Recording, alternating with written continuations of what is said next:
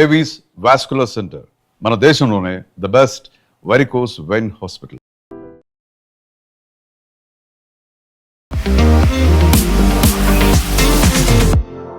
నమస్తే, నేను Kavitha. Welcome to I dream news and నిజాలు. ఇరాన్ మీద అమెరికా, ఇజ్రాయెల్ సంయుక్తంగా చేస్తున్నటువంటి దాడులు 30వ రోజు కంటిన్యూ అయ్యాయి. ఇప్పుడు సెకండ్ మంత్లోకి ఎంటర్ అయిపోయింది. ఈ నేపథ్యంలోనే ఇప్పటిదాకా ఆర్మీ ఎంటర్ అవ్వలేదు, but army boots on the ground అక్కడ భూతల దాడులకు కూడా సిద్ధమయ్యాము అంటూ అమెరికా అనౌన్స్ చేసింది.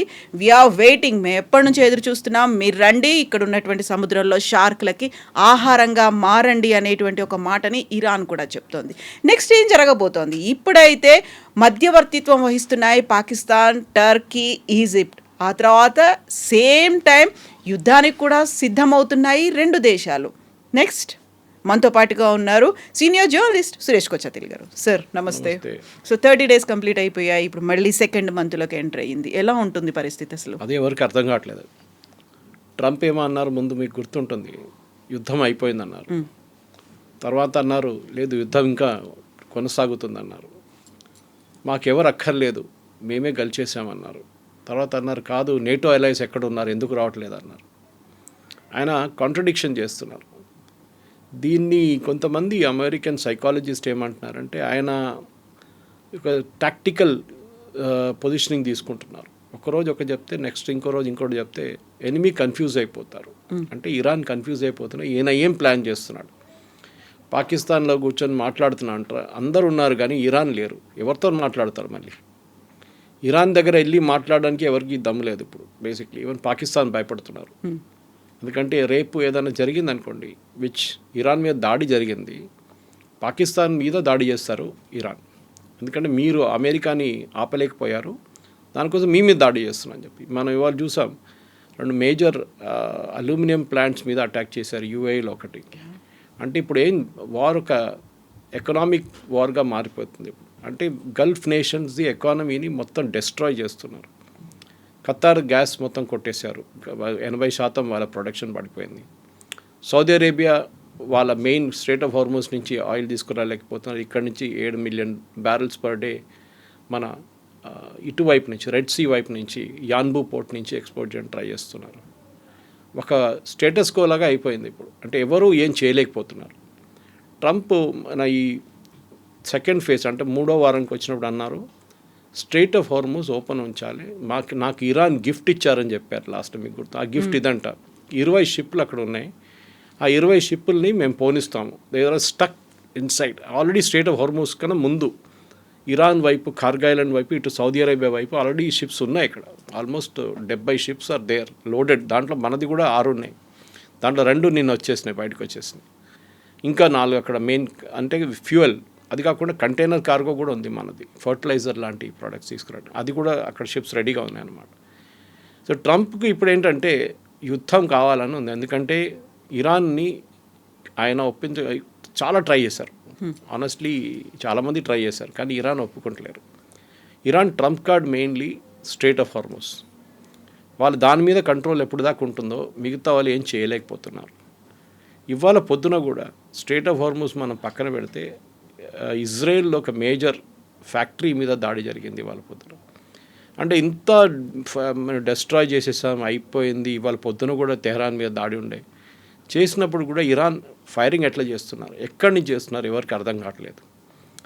ఇప్పుడు బూట్స్ ఆన్ ద గ్రౌండ్ అన్నారు మీరు, that's a typical American terminology. కానీ అమెరికన్ కాంగ్రెస్లో దీనికి చాలా పెద్ద వ్యతిరేకత ఉంది. Course party lines wide divide ఉన్నారు. రిపబ్లికన్స్ ఏమో చేయాలంటున్నారు, డెమోక్రాట్స్ ఏమో చేయకూడదు అంటున్నారు. ఆయన రోడ్ల మీదకి ప్రజలు వస్తున్నారు, ఆందోళనలు అవుతున్నారు. నో కింగ్స్ అని చెప్పి ఒక ప్రొటెస్ట్ నడుస్తుంది. అంటే మన దగ్గర మొనార్కీ లేదు, రాజు లేడు, Trump is behaving like a king. So ట్రంప్కి ఒక ప్రాబ్లం ఏంటంటే ఇప్పుడు ఆయన ఈయన బూట్స్ ఆన్ ద గ్రౌండ్ పెట్టారనుకోండి, డెఫినెట్గా ఒక 200 నుంచి 300 మంది అమెరికన్ సర్వీస్ మెన్ చనిపోతారు. అది మనం ఆఫ్ఘనిస్తాన్లో చూసాం, ఇరాక్లో చూసాం. అది డెఫినెట్గా జరుగుతుంది. అది రిస్క్ అది. ఎందుకంటే మీరు బూట్స్ ఆన్ ద గ్రౌండ్ ఉన్నాగానే మీ పక్క నుంచి ఒక సూసైడ్ బాంబర్ వెళ్ళిపోతాడు, మీ పక్క నుంచి ఒక ఐఈడీ ఎక్స్ప్లోజన్ జరగవచ్చు, ఏదైనా జరగవచ్చు నడుచుకుంటూ వెళ్తున్నప్పుడు కూడా. కార్గ్ ఐలాండ్ మీద ఫస్ట్ అటెంప్ట్ ఉంటుంది, అది డెఫినెట్. అది ఏ రోజు ఉంటుందో మనం చెప్పలేము. ఎందుకంటే అది సీక్రెట్గా సైలెంట్గా ట్రంప్ కూడా చెప్పేశారు కార్గిల్ ఐలాండే టార్గెట్ అనేది. ఇంకొకటి కోస్టల్ ఏరియాస్, అంటే కార్గిల్ ఐలాండ్ మీరు అప్రోచ్ అవుతున్నప్పుడు ఆ కార్గిల్ ఐలాండ్ ఇక్కడ ఉంటే యూఆర్ అప్రోచింగ్ లైక్ దిస్. ఈ సైడ్ ఇరాన్, ఈ సైడ్ సౌదీ అరేబియా, ఖతార్ ఇక్కడ ఉంటుంది. ఈ పొజిషన్లో మీరు వెళ్తున్నప్పుడు ఈ కోస్టల్ బ్యాటరీస్ అంటారు, ఇరాన్ వైపు ఉన్న ఈ చిన్న చిన్న షిప్స్, చిన్న చిన్న బోట్లు కానివ్వండి, సూసైడ్ బోట్స్ కానివ్వండి, అది కాకుండా అక్కడి నుంచి షోల్డర్ ఫైర్డ్ మిసైల్స్ ఉన్న కూర్చున్న వాళ్ళందరూ ఇటువైపు కూర్చుంటారు. వాళ్ళ దగ్గర ఒక అన్డిలైటింగ్ టెరైన్ ఉంది అక్కడ, దాంట్లో కేవ్స్ లాగా ఉంటుంది, గుహల్లా, దాంట్లో కూర్చుంటారు వీళ్ళు. సో ఎక్స్పెడిషనరీ యూనిట్ ఒకటి ఉంది వీళ్ళది. 82nd ఎయిర్బార్న్ డివిజన్ ఉంది. ఈ ఎయిర్బార్న్ డివిజన్ ఏం చేస్తారంటే బహుశా ఇప్పుడు వీళ్ళే ఈ కోస్టల్ బ్యాటరీస్ని ముందు కొడతారు. కోస్టల్ బ్యాటరీస్ అంటే ఒకటి వీళ్ళు సౌదీ అరేబియా వైపు నుంచి దాడి చేసి ఇరాన్ మీద దాడి చేస్తారు త్రూ ఫైరింగ్. ఇటువైపు వీళ్ళు ల్యాండ్ అయి వెళ్ళి ఈ షిప్స్ కానీ చిన్న చిన్న బోట్స్ కానీ అక్కడ ఉన్న కోస్టల్ ఏరియాలో ఉన్న ఇరానియన్ ఈ రెవల్యూషనరీ గార్డ్స్ వాళ్ళ యూనిట్స్ ఉన్నాయి, దాన్ని డెస్ట్రాయ్ చేయడానికి ట్రై చేస్తారు.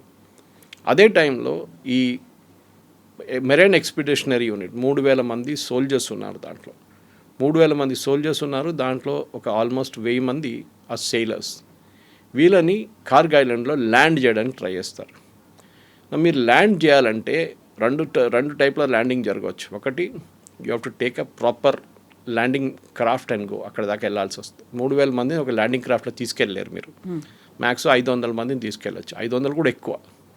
సో మీరు 5-6 సార్లు లేకుంటే 5-6 క్రాఫ్ట్స్ తీసుకెళ్లాల్సి వస్తుంది. అదే టైంలో ఇటువైపు ఇరాన్ వైపు నుంచి ఏదైనా ఫైరింగ్ జరిగితే ఈ యూనిట్ మీద వచ్చి పడుతుంది, ఈ షిప్ మీద వచ్చి పడుతుంది. అది చాలా పెద్ద రిస్క్. అది లేదు, అది కాకుండా పారాట్రూపింగ్ చేస్తారు, వాళ్ళని డైరెక్ట్ డ్రాప్ చేస్తారు, హెలికాప్టర్స్ అని ల్యాండ్ చేస్తారు, అది ఇంకా పెద్ద రిస్క్. మన వైపు యాంటీ నక్సల్ ఆపరేషన్స్ నడుస్తున్నప్పుడు ఛత్తీస్గఢ్లో కానివ్వండి, మహారాష్ట్ర వైపు కానివ్వండి నడుస్తున్నప్పుడు మనం కూడా Indian air force helicopters use చేసాం అక్కడ వీళ్ళని దింపడానికి. దాని తర్వాత ఎవరైనా ఇంజర్డ్ అయినప్పుడు వాళ్ళని తీసుకెళ్ళడానికి ఈ హెలికాప్టర్స్ మీద హెవీ ఫైరింగ్ చేస్తారు నక్సలైట్స్ ఆ టైంలో. వీళ్ళు ఆలోచించారు, నక్సలైట్స్ దగ్గర ఉన్న ఆయుధాలు చాలా ప్రిమిటివ్గా ఉంటుంది, కానీ ఇది యుఎస్ ఆర్మీ దగ్గర చాలా అడ్వాన్స్గా ఉంటుంది, ఇరానియన్స్ దగ్గర ఇంకా అడ్వాన్స్గా ఎక్విప్మెంట్ ఉంది. ఆ పరిస్థితుల్లో ఈ 3,000 మంది సరిపోతారంటే కాదు. సో ఇంకొక యూనిట్ వస్తున్నారు యూఎస్ నుంచి, కానీ వాళ్ళు రావడానికి ఇంకొక 3 వారాలు పడుతుంది. అండ్ 3 వారాలు వీళ్ళు వెయిట్ చేయలేరు. ఇప్పుడు ఈ యుఎస్ఎస్ ట్రిపుల్ అని ఒక షిప్ మీద తీసుకొచ్చారు వీళ్ళని, ఈ 3,000. అది 3,000 మంది దాంట్లో వచ్చారు అంటే దాంతోపాటుగా ఇంత పెద్ద మిసైల్స్ కావచ్చు అన్నీ పట్టుకొచ్చారని ఎంత పెద్దగా ఉంటుంది అనేది we can imagine that. War scenario అర్థం కావట్లేదు నాకు ఇప్పుడు డిస్క్రైబ్ చేసింది ఒక సెనారియో అని అమెరికన్ మిలిటరీ ఎక్స్పర్ట్స్ అంటున్నారు. దట్ ఈస్ కోస్టల్ బ్యాటరీస్ని కొట్టడం ఇరాన్ వైపు ఉన్నది. అదే టైంలో సౌదీ అరేబియా వైపు నుంచి, ఖతార్ వైపు నుంచి వాళ్ళ బేసెస్ ఉన్నాయి, అక్కడి నుంచి they will consistently air attacks చేయబోతున్నారు ఇరాన్ అసెట్స్ మీద. అదే టైంలో డైవర్షనరీ టాక్టిక్గా అటువైపు నుంచి ఒక టీం కార్గిల్ ఐలాండ్ వైపు వెళ్తుంది. ఇరాన్ వైపు నుంచి ఇప్పుడు మిసైల్ లాంచ్ చేస్తే ఏమవుతుంది, that is the biggest worry అమెరికాకి. సో ప్రెసిడెంట్ ట్రంప్ డిసైడ్ చేయలేకపోతున్నారు. ఆయనకి ఎప్పుడు టిపికలీ ఒక కమాండింగ్ ఆఫీసర్ కానీ మిగతా వాళ్ళు ఒక రేంజ్ ఆఫ్ ఆప్షన్స్ ఇస్తారు. మనం ఇది చేస్తే ఇది అవుతుంది, ఇది చేస్తే ఇది చేస్తుంది, వార్ సినారియో ఉంటుంది. ఈ పరిస్థితుల్లో ఇప్పుడు ట్రంప్ దగ్గర ఆప్షన్స్ ఏం లేవు ఎక్కువ. ల్యాండ్ చేస్తే ఒక 10-20% మంది చనిపోతారని, గాయపడతారని 100%. అదే టైంలో చేయకపోతే ఏం చేస్తారు, యుద్ధం ఎక్కడ ఆగుతుంది? ఇరాన్ ఏమంటున్నారు, మేమేం చేయట్లేదు, మేము అసలు ఇక్కడ వీళ్ళని ఎవరిని రానియము, మేము ఎవరి మీద దాడి చేయట్లేదు, మా మీద దాడి చేస్తే మేము చేస్తున్నాం అంతే. సేమ్ టైం ఇప్పుడు యుఏఈ చూడండి, ఖతార్ చూడండి, సౌదీ అరేబియా, కువైత్, బహ్రెయిన్ వీళ్ళందరి మీద దాడి చేశారు, డైలీ చేస్తున్నారు ఇప్పుడు కూడా. ఆ పరిస్థితుల్లో వీళ్ళు అటాక్ చేసినప్పుడు కార్గిల్ ఐలాండ్ మీద డెఫినెట్గా ఇరాన్ కార్గిల్ ఐలాండ్ మీద పాసిబ్లీ అటాక్ చేయరు. ఆ టైంలో వీళ్ళ ఇటువైపున సౌదీ అరేబియా కానీ యుఏఈ మీద కొడతారు. ఆల్రెడీ స్టార్ట్ అయింది చెప్పాను చూడండి, వాళ్ళ పొద్దున వాళ్ళ పెద్ద అల్యూమినియం ప్లాంట్ మీద కొట్టారు వాళ్ళు. అక్కడ ఎంతమంది గాయపడ్డారో చనిపోయారో తెలియదు, ఇంకా రిపోర్ట్స్ రాలేదు. అట్లాంటి పరిస్థితుల్లో ఇరాన్ ఎకనామిక్ అసెట్స్ని కొట్టడానికి వెళ్తే డెఫినెట్గా ఈ గల్ఫ్ అలైస్ యుఎస్ మీద ఇంకా ప్రెషర్ పెడతారు, మీరు ఏదైనా చేయండి అని. అక్కడ కూడా ఒక డివిజన్ ఉంది కవిత గారు. ఒక సౌదీ అరేబియా ఏమో ఇరానియన్ రెజ్యూమ్ని once and for all finish చేసేద్దామని చెప్తున్నారు. దానికి వాళ్ళు యూఎస్కి సపోర్ట్ ఎంత కావాలో సపోర్ట్ చేయడానికి ట్రై చేస్తున్నారు. ట్రంప్ నిన్న ఒక డెరగరేటివ్ వర్డ్ యూజ్ చేశారు సౌదీ మొహమ్మద్ బిన్ సల్మాన్ గురించి. అది మనం ఇట్లాంటి బ్రాడ్కాస్ట్ వాడలేము. బేసిక్లీ ఏం చెప్పారంటే నాకు వచ్చి రిక్వెస్ట్ చేస్తున్నారు. I'm using a very diplomatic word. డెస్పరేట్గా రిక్వెస్ట్ చేస్తున్నారు, ఏదైనా చేయండి అని చెప్పి సౌదీ అరేబియా చెప్తున్నారు. కానీ సౌదీ అరేబియా వాళ్ళకి రిస్క్ కూడా తెలుసు దీన్ని. వాళ్ళ ఎకనామిక్ అసెట్స్ మీద కొడితే మళ్ళీ వాళ్ళకు ఖతార్ లాగా వాళ్ళకు కూడా ఒక 5 సంవత్సరాలు పడుతుంది రికవర్ కావడానికి. మీరు సరే యన్బూ నుంచి మీరు 7 మిలియన్ బ్యారెల్స్ ఎక్కిస్తున్నారు డైలీ షిప్లలో, కానీ అక్కడ హూతీలు మొదలుపెట్టారు ఇప్పుడు గొడవ.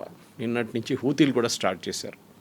అక్కడి నుంచి ఏదైనా సౌదీ అరేబియన్ షిప్ కానీ ఏ షిప్ అయినా యూరోపియన్ వైపు వెళ్ళే లేకుంటే యుఎస్ వాళ్ళ అసెట్స్ ఉంటే మేము దానికి కొడతామని హూతీలు మొదలుపెట్టారు.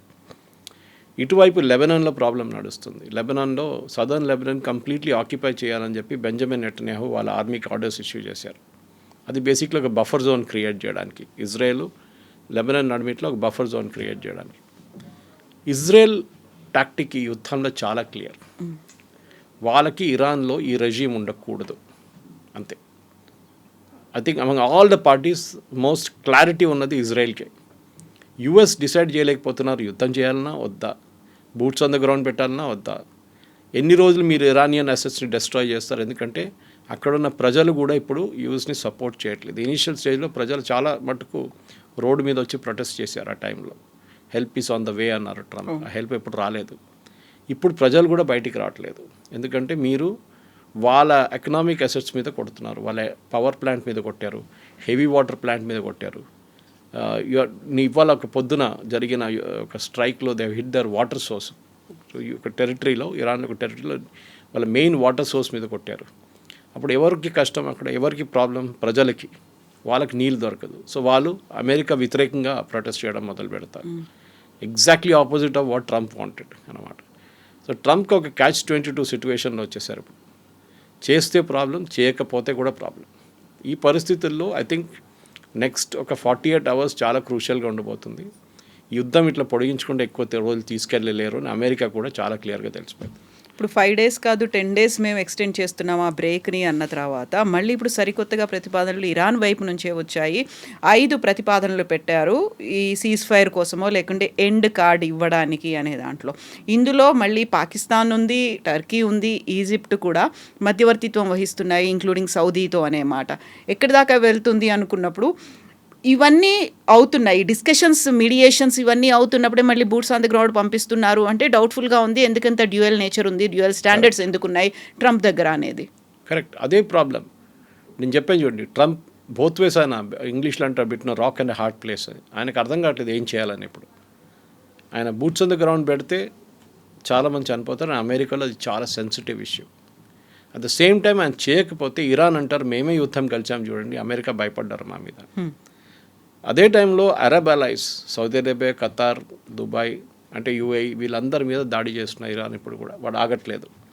ఇజ్రాయెల్ మీద దాడి కొనసాగుతుంది. ఇంకా ఈ పరిస్థితుల్లో ఏం చేస్తారు? If you are in Trump's place, first of all మీరు ఏం చేస్తారు? యుద్ధానికే రారు. కానీ యుద్ధాల్లో వచ్చేసారు, మీరు దిగేశారు. ఇప్పుడు ఏం చేయలేము. ఇజ్రాయెల్తో పాటు మీరు వచ్చారు, ఆ ఆపర్చునిటీ దొరికింది, ఖమేనీ మొత్తం వాళ్ళని కొట్టేశారు. కానీ ఇరాన్ ఆగట్లేదు. మీరు ఇంత చేసినా కానీ 8500 బాంబులు వేసిన తర్వాత కూడా ఇరాన్ ఇంకా చదవట్లేదు. వాళ్ళు చాలా కూల్గా ఉన్నారు. వాళ్ళు రియాక్ట్ అవుతున్నారు. ఎట్లా రియాక్ట్ అయ్యారు అట్లనే రియాక్ట్ అవుతున్నారు వాళ్ళు. ఈ పరిస్థితుల్లో ఒక కమాండర్ ఇన్ చీఫ్కి ఆప్షన్స్ చాలా తక్కువ. ఒకటి, వాళ్ళ యుఎస్ కాంగ్రెస్ వైపు నుంచి కూడా ప్రెజర్ రావడం మొదలుపెట్టింది. ఎందుకంటే technically boots on the ground పెట్టాలంటే యుఎస్ కాంగ్రెస్ అప్రూవల్ కావాలి, అంటే వాళ్ళ పార్లమెంట్ వైపు నుంచి అప్రూవల్. అది తీసుకోలేదు ట్రంప్. ఇన్ఫాక్ట్ యుద్ధం నడిపించడానికి కూడా ట్రంప్కి ఆయన ఎమర్జెన్సీ పవర్స్ వ్యతిరేకంగా ఆయన యుఎస్ కాంగ్రెస్కి వెళ్ళాల్సి వస్తుంది. అక్కడ ఆయనకు డెఫినెట్గా తెలుసు చాలామంది ఆయనకు వ్యతిరేకంగానే ఓటేస్తారు, రిపబ్లికన్ వాళ్ళు కూడా.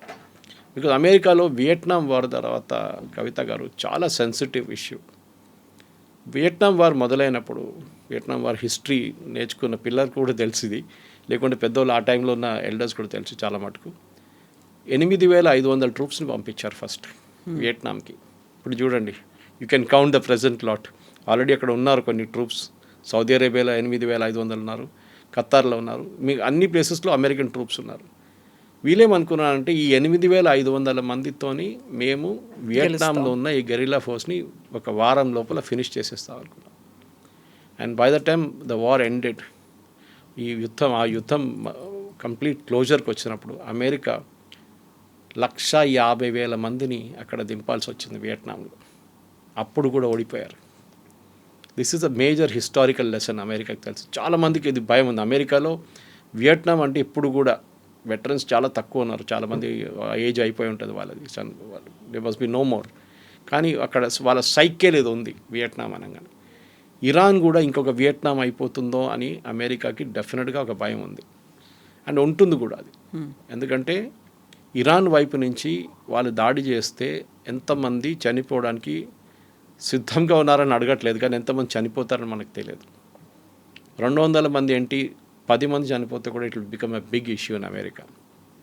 అండ్ మిడ్ టర్మ్ పోల్స్ దగ్గరకు వస్తున్నప్పుడు చాలామంది రిపబ్లికన్స్ ఇప్పుడు ఈసారి పోటీ చేయట్లేదు, టెక్నికలీ రిటైర్ అవుతున్నారు వాళ్ళు.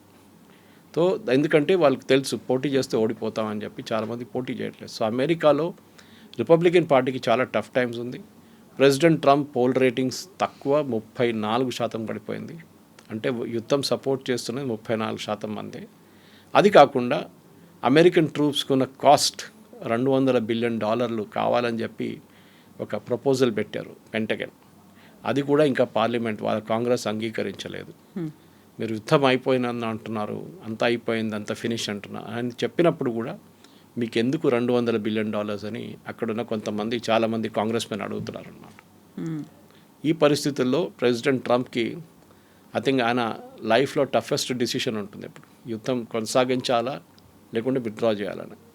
ఆయన కొనసాగించే పరిస్థితుల్లో ఇలా టు డూ మనం చెప్పింది అంతా చేయాల్సి వస్తుంది. మనం ఇప్పుడు డిస్కస్ చేసాం చూడండి, that is basically Kargil and take over చేయాల్సి వస్తుంది. అదే టైంలో ఇరాన్ కోస్టల్ బ్యాటరీస్ని కొట్టాల్సి వస్తుంది. మీరు కార్గిల్ అండ్ టేక్ ఓవర్ చేస్తే కూడా ఇరాన్ లైఫ్ లైన్ ఒకటి పోతుంది, అంటే వాళ్ళ ఎకనామిక్, వాళ్ళకి ఇప్పుడు వచ్చే డబ్బులు చైనా వైపు నుంచి. కానీ ఆపోజిట్ జరుగుతుంది కవిత గారు. ఈ ఫ్యూయల్ మీరు బ్లాక్ చేస్తున్న ఫ్యూయల్ని కార్గిల్ నుంచి ఇప్పుడు $116 అయిపోయినాయి వాళ్ళ పొద్దున ఈ న్యూస్ రాగానే. కార్గిల్ టేక్ ఓవర్ చేస్తే మినిమం 200 అవుతుంది, $200 పర్ బ్యారెల్ అవుతుంది. ఎందుకంటే ఇంటర్నేషనల్ మార్కెట్లో ఆయిల్ సప్లై ఉండదు. రష్యా ఏమంటున్నారు ఆల్రెడీ, మేము నెక్స్ట్ మంత్ నుంచి we will not cell anything, మేము ఎవరికి క్రూడ్ ఆయిల్ అమ్మం అంటున్నారు. అఫ్కోర్స్ వాళ్ళ క్లోజ్ పార్ట్నర్స్ లైక్ భారతదేశం కానీ చైనాకి అమ్ముతారు వాళ్ళు, కానీ మిగతా దేశాలకి ఎవరికి, యూరోప్ ఎస్పెషలీ వాళ్ళకి ఏం అమ్మం మేము, we will not give it అంటున్నాం. రష్యాకి టెన్షన్ ఏంటంటే అటువైపు నుంచి యుక్రెయిన్ కూడా చాలా మట్టు వాళ్ళ మీద ఇప్పుడు దాడులు మొదలుపెట్టారు. యుక్రెయిన్ ప్రెసిడెంట్ జెలెన్స్కీ నిన్న గల్ఫ్ స్టేట్స్కి వెళ్ళారు. అక్కడ వెళ్ళి ఆయన ఎక్స్పర్టీస్ ఆఫర్ చేశారు, మేము చూడండి ఇన్ని డ్రోన్లు ఆపుతున్నాము రష్యా వాళ్ళు, మేము మా మనుషులు ఇక్కడ పెట్టుకుంటాం మీ దగ్గర. రెండు వార్స్ ఇప్పుడు కలిసిపోయినాయి ఒక ప్లేస్లో. రష్యా ఏమంటున్నారు, రష్యా ఇరాన్ దగ్గర నుంచి ఒక 5 సంవత్సరాల ముందు 4 సంవత్సరాలు కూడా ఉండొచ్చు, షహీద్ డ్రోన్స్ తీసుకున్నారు చాలా మటుకు. వాళ్ళ టెక్నాలజీస్ని రివర్స్ ఇంజనీర్ చేసి, అంటే బేసిక్లీ మొత్తం ఇప్పేసి ఆ టెక్నాలజీని ఇంప్రూవ్ చేశారు. మోటార్స్ కానీ, దాని బ్యాలిస్టిక్ కెపబిలిటీస్ కానీ, దాని రాడార్ ట్రాకింగ్ సిస్టమ్స్ని ఇంప్రూవ్ చేశారు. Shahed advanced version. అది ఒక 50,000 డ్రోన్స్ ప్రతిరోజు రష్యా తజికిస్తాన్ వైపు, ఇక్కడ అజర్బైజాన్ వైపు నుంచి టు ద ల్యాండ్ రూట్ పంపిస్తున్నారు ఇరాన్కి. మీరు బై షిప్ పంపిస్తే అమెరికా దాన్ని కొట్టేస్తారు, బై ల్యాండ్ రూట్ పంపిస్తున్నారు. ల్యాండ్ రూట్లో మీరు బాంబ్ చేస్తే, స్పెషలీ అజర్బైజాన్లో ఉన్నప్పుడు బాంబ్ చేస్తే అది పెద్ద డిప్లొమాటిక్ ఇన్సిడెంట్ అయిపోతుంది. దానికోసం ఏం చేయలేక దాన్ని హ్యూమానిటేరియన్ ఎయిడ్ అని చెప్పి పంపిస్తున్నారు రష్యా. ఓకే, దాన్ని కూడా మీరు కొట్టలేరు, యూ కెనాట్ బాంబ్ ఇట్. ఇరాన్కి కొత్త కన్సైన్మెంట్ వచ్చిందనుకోండి, వాళ్ళు మళ్ళీ మొదలు పెడతారు ఫైరింగ్. ఈ పరిస్థితుల్లో లిటరలీ ట్రంప్ ఎందుకు యుద్ధం అనేది ఆయన ఇప్పుడు ఆలోచిస్తుంటాడు. ముందుకెళ్తే చాలా పెద్ద ప్రాబ్లం ఉంటుంది. చేయకపోతే ఇరాన్ ఏమో స్ట్రెయిట్ ఆఫ్ హార్మోస్ మీద కూర్చుంటారు, వాళ్ళు దాని నుంచి ఒక్క షిప్ని కూడా వాళ్ళ పర్మిషన్ లేకుండా పోనీయారు. ఇప్పుడు ఆపేస్తే రీజన్ ఏం చెప్పాలి అనేది కూడా, దానికి కూడా ఒక పెద్ద స్ట్రాటజీ అనేది ఉండాలి కదా. లేదు, మీరు అమెరికన్ న్యూస్ ఛానల్స్ చూస్తే అక్కడ ఉన్న చాలా మటుకు CNN కానీ మిగతా న్యూస్ ఛానల్స్ అందరూ దీని వ్యతిరేకంగానే మాట్లాడుతున్నారు. ట్రంప్ అదే అంటున్నారు. ఆయన నిన్న కూడా ప్రెస్ కాన్ఫరెన్స్లో కానీ ఎయిర్ ఫోర్స్ వన్లో అదే చెప్పారు, ఏంటంటే మేము యుద్ధం గెలిచేసాము, అయిపోయింది, వీ ఆల్ నో ఇట్, అంటే మన అందరికి తెలుసు.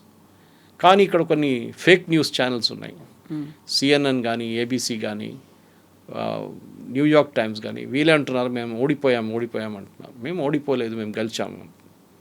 మీరు గెలిస్తే మీరు రిటర్న్ వచ్చేసేయచ్చు కదా, అయిపోయింది కదా వార్, ఇంకేం చేయక్కర్లేదు, just say withdraw all your troops. కానీ మీరు ఎందుకు వెళ్ళారు అక్కడ? మీరు వెళ్ళింది బేసిక్లీ యురేనియం కోసం. యురానియన్స్ దగ్గర ఉన్న యురేనియం తీసుకొని అది ఎక్కడైనా సేఫ్ కస్టడీలో పెట్టాలని మీ ప్లాన్ ఉండే.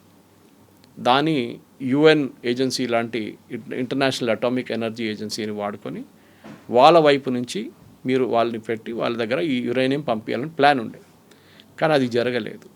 ప్రాబ్లం ఏమొచ్చిందంటే ఇప్పుడు ఈ స్పెసిఫిక్ పొజిషన్లో ఇరాన్ వైపు నుంచి ఆ ప్రతిపాదన ఫర్ ఇరానియం గురించి పాసిబుల్లీ 5 కండిషన్స్ పెట్టారు చూడండి వాళ్ళు, దాంట్లో ఒకటి ఇది ఉండొచ్చు. రెండవది స్ట్రెయిట్ ఆఫ్ హార్మోస్ది జాయింట్ కంట్రోల్ అంటున్నారు వాళ్ళు. ఇవాళ దాకా స్ట్రెయిట్ ఆఫ్ హార్మోస్ ఇండిపెండెంట్గా ఉండే, ఎవరికి అక్కడున్న కన్సర్న్ పార్టీస్ ఎవరికి దాని మీద హక్కు లేదు. Saudi Arabia, Qatar, Kuwait, UAE and Iran, వీళ్ళకి ఎవరికి దాని మీద ఇట్స్ లైక్ ఓపెన్ ఒక రివర్ లాగా ఉందన్నమాట, పెద్ద రివర్ సిస్టమ్. ఇప్పుడు వీళ్ళేమంటున్నారు, మా మీద సూయజ్ కెనాల్లో ఈజిప్ట్ ఎట్లా ఫీజు కలెక్ట్ చేస్తారో అట్లనే మేము కూడా ఇక్కడ ఫీజు కలెక్ట్ చేస్తామంటాం, ఒక టోల్ లాగా. కానీ సూయజ్ కెనాల్ అనేది ఒక డిఫరెంట్ ఆపరేషన్ ఆల్టుగెదర్. ఎందుకంటే దాంట్లో చాలా మటుకు వీళ్ళు ఖర్చు చేశారు డబ్బులు సూయజ్ కెనాల్ కట్టడానికి, ఆ డబ్బులు రికవర్ చేసుకోవాలి మన టోల్ లాగా. సెకండ్, అది నడిపించడానికి ఇంకా పెద్ద కాస్ట్ ఉంది. సూయజ్ కెనాల్ నుంచి వెళ్తున్న ప్రతి షిప్ని ఒక ఎంట్రీ పాయింట్ నుంచి ఎగ్జిట్ పాయింట్ తీసుకెళ్ళడం పెద్ద ఒక టెక్నికల్ ఆపరేషన్. అది చాలామంది ఉన్నారు దాని మీద పనిచేసేటోళ్ళు అక్కడ, ఈజిప్షియన్స్, వాళ్ళకి ఖర్చులు, దాన్ని మెయింటైన్ చేయడానికి కొన్ని ఖర్చు. Suez canal cannot be compared with straight of హార్మోస్, అది చాలా చాలా క్లియర్. అదే టైంలో ఇరాన్కి చాలా క్లియర్గా తెలుసు వాళ్ళ దగ్గర ఉన్న అన్నిటికంటే పెద్ద ట్రంప్ కార్డ్ ఈ strait of Hormuz. Strait of Hormuz ఏ రోజు ఇరాన్ చేతి నుంచి బయటకు వెళ్తుందో ఆ రోజు ఇరాన్ నెగోషియేటింగ్ పవర్ తగ్గిపోతుంది. వాళ్ళు ఎప్పుడుదైనా దాన్ని ఉంచుకోవడానికి ట్రై చేస్తున్నారు అన్నమాట. అట్ ద సేమ్ టైం వాళ్ళ పక్కన ఉన్న neighbours, Saudi Arabia especially, Saudi అరేబియాకి చాలా కోపం ఉంది ఇరాన్ మీద. వాళ్ళకి ఏంటంటే ఇరాన్లో ఒక రెజీమ్ చేంజ్ తీసుకురావాలంటున్నారు. కానీ ఈ రెజీమ్ చేంజ్ ఎవరితో చేపిస్తారు మీరు? ప్రెసిడెంట్ ట్రంపే అంటున్నారు మేము మాట్లాడుతాం అనుకున్నారు, మాట్లాడడానికి రెడీగా ఉన్నాం, సిద్ధంగా ఉన్నాం, వాళ్ళు కూడా ఉన్నారు. కానీ వాళ్ళ వైపు ఎవరితో మాట్లాడాలనుకున్నా వాళ్ళని చంపేశాం మేమంటున్నారు. ఎందుకు చేశారు మళ్ళీ? If you wanted to talk to Larijani, మీరు ఆయన ఉంచుకోవాలి ఉండే. He would have been the crucial factor negotiation కోసం. మీరు ఆయన్ని ఎయిర్ అటాక్లు చంపేశారు. ఇప్పుడు ఎవరున్నారు మాట్లాడడానికి? ఇరానియన్ స్పీకర్ పార్లమెంట్లో ఉన్నారు. ఆయన అంటున్నారు no we will not negotiate. Iranian president మాట్లాడలేదు. వాళ్ళ వైపు నుంచి ముస్తఫా అయితే ఆయన ఉన్నాడో లేదో తెలియదు, ఇవాళ ఒక స్టేట్మెంట్ ఇష్యూ చేసిండు ఆయన, రిటర్న్ స్టేట్మెంట్ వచ్చింది, ఆడియో కానీ వీడియో కానీ లేదు, ఆయన ఉన్నాడా లేదా అనేటువంటి డౌట్లు వినిపిస్తున్నాయి. ఇట్లాంటి పరిస్థితుల్లో ఆపోజిట్ టేబుల్ ఎవరు ఉంటారు? అదే నేను స్టార్టింగ్లో మీకు చెప్పాను చూడండి, పాకిస్తాన్లో పీస్ టాక్స్ అంటున్నారు. కానీ the most crucial element Iran ఎక్కడున్నారు? ఎవరు వస్తారు అక్కడికి? ఎవరు రారు కూడా. Nobody will come to Pakistan. సరే ఇరానియన్ అక్కడికి వెళ్ళి పాకిస్తాన్ వాళ్ళు వెళ్ళి మెసేజ్ కన్వే చేసి కూడా ఇరాన్ పట్టించుకోవట్లేదు. వాళ్ళ కండిషన్ చాలా క్లియర్. అమెరికాని ప్రొవోక్ చేస్తున్నారు వాళ్ళు, మీరు మీ ట్రూప్స్ని పెట్టండి గ్రౌండ్లో. అది ఎన్ని రోజులు వీళ్ళు ఒక చెస్ గేమ్ లాగా ఆడుతున్నారు. ఇది ఎన్ని రోజుల దాకా మీరు చేస్తారో మేము చూస్తాం. కానీ మీరు the day you bring boots the ground, ఆ రోజు మీ మీద వీ విల్ ఏం చెప్పారు, we will have fire like hell on you అన్నారు. అది ఏం జరుగుతుందో మనకు తెలియదు, కానీ ఇరాన్ దగ్గర ఎంత కెపాసిటీ ఉందో మనకు తెలియదు.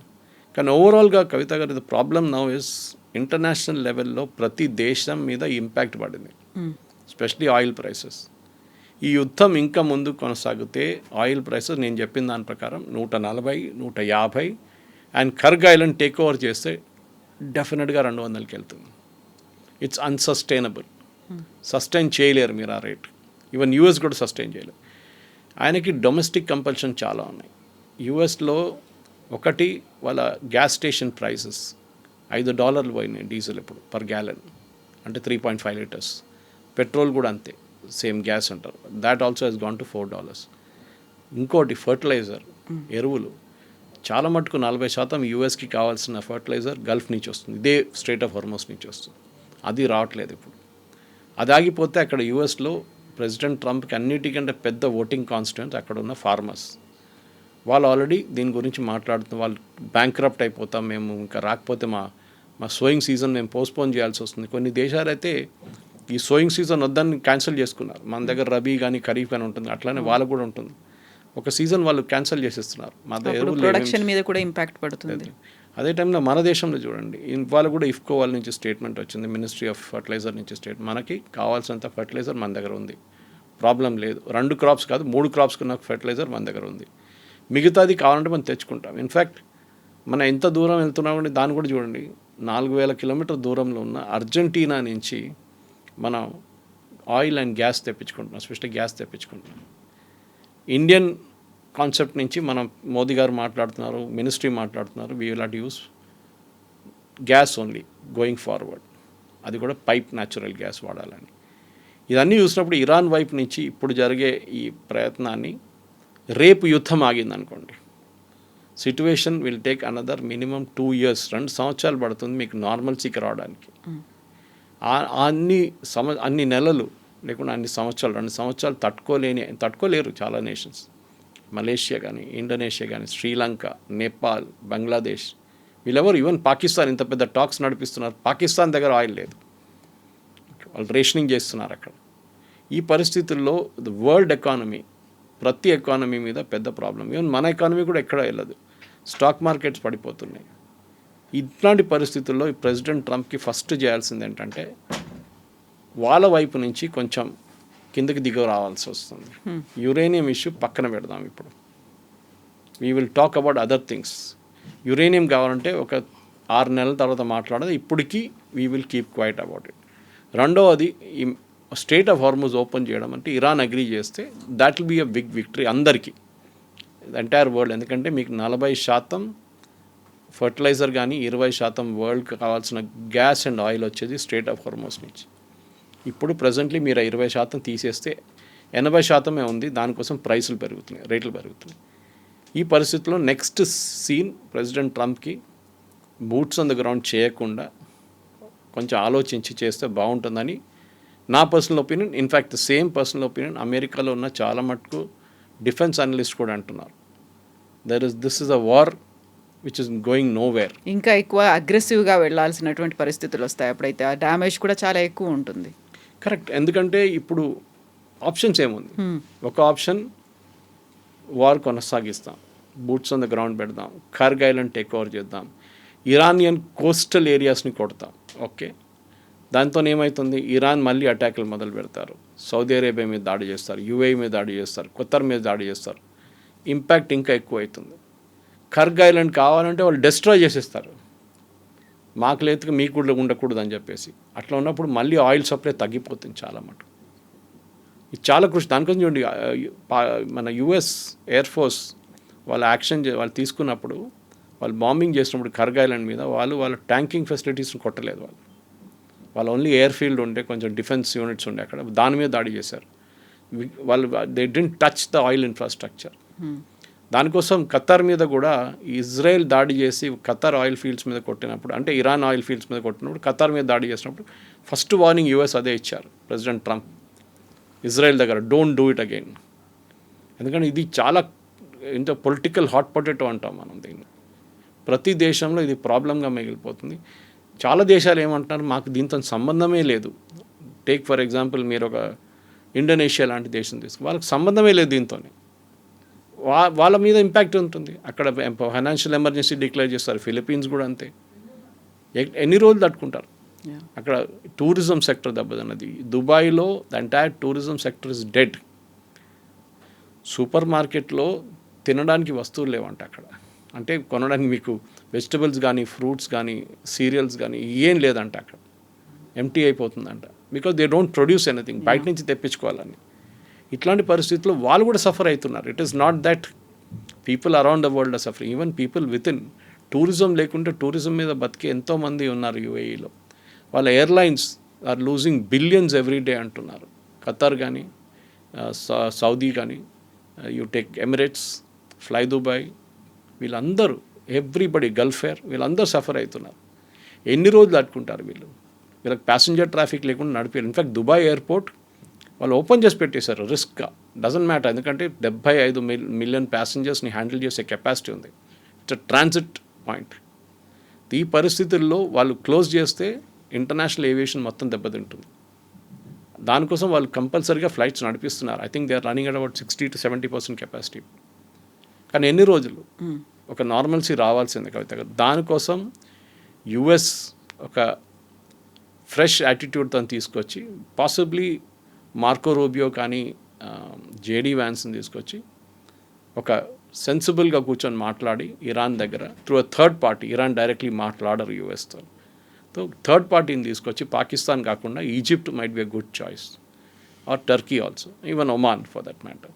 వీళ్ళని తీసుకొచ్చి మెయిన్ 3 పాయింట్లు, ఒకటి న్యూక్లియర్, రెండవది మిసైల్స్, మూడవది డ్రోన్స్, నాలుగోది రెజీమ్ చేంజ్. కానీ రెజీమ్ చేంజ్ జరగదు ఇప్పుడు. ఇరాన్కి డబ్బులు కావాలి, desperate for money. So US ఏం చెప్పాలంటే ఓకే మీరు ఇది 3 చేస్తే మేము మీకు ఆయిల్ ఇంటర్నేషనల్ మార్కెట్లో అమ్మడానికి ఓపెన్గా పర్మిషన్ ఇచ్చేస్తాం. దాంతో ఇరానియన్ ఎకానమీ ఇంప్రూవ్ అవుతుంది. ఇరాన్లో ఉన్నప్పుడు ఇన్ఫ్లేషన్ చాలా మటుకు తగ్గిపోతుంది. చూడాల్సింది whether Trump will take this step or not. అది చూడాలి మనం. Sir thank you thank you very much. And for more videos, Please subscribe to iDream. Please subscribe to iDream. Please subscribe iDream. And please subscribe to iDream. For more videos, subscribe to iDream. please like, share, and subscribe to the channel. Congratulations, iDream. Subscribe to iDream. Subscribe to iDream. So subscribe to iDream Media. iDream ki iDream team andarki huge congratulations. Please subscribe iDream Media. Please subscribe to iDream. Subscribe iDream. Please subscribe to iDream. iDream అంటే నా కళల ఛానల్ను subscribe చేసుకున్న నోరు తిరుగుతలేదు, మీరైతే గంట గుర్తు కొట్టండి. For more such videos, please subscribe to iDream. Subscribe to iDream. Please subscribe to iDream. Please subscribe iDream Media. Please do subscribe to iDream. Please subscribe to iDream Media. For best entertainment and information, please subscribe iDream. And don't forget to subscribe to iDream.